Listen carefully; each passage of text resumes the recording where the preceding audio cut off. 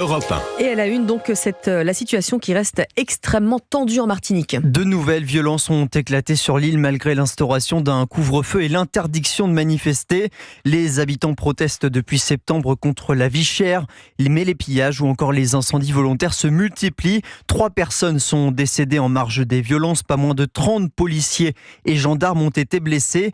Et face à cette situation chaotique, les négociations se poursuivent entre les services de l'État, les autorités locales, mais aussi le collectif à l'initiative du mouvement contre la vie chère. Bonjour Florent Ossu. Bonjour à tous. Vous êtes le correspondant d'Europe 1 en Martinique. Une table ronde a débuté hier soir, mais aucun accord n'a été signé. Les discussions sont toujours en cours. Et pour le moment, 2 points majeurs semblent poser problème. D'abord, la question du plafonnement de la différence de prix entre la Martinique et la métropole. Maximum 10, voire 15%. À l'heure actuelle, cet écart tourne plutôt autour de 40% en moyenne pour l'alimentaire. Les militants du Rassemblement pour la protection des peuples et des ressources afro-caribéennes, le mouvement qui a lancé cette action le 1er septembre dernier, ces militants veulent des garanties légales pour l'application de cette mesure.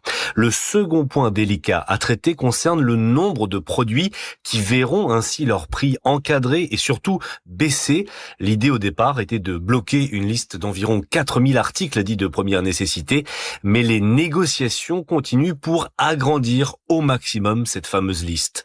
Si aucun accord n'est trouvé cette nuit, les différentes parties pourraient se retrouver au cours du week-end pour poursuivre les négociations. Merci Florent Ossu, correspondant d'Europe 1 en Martinique.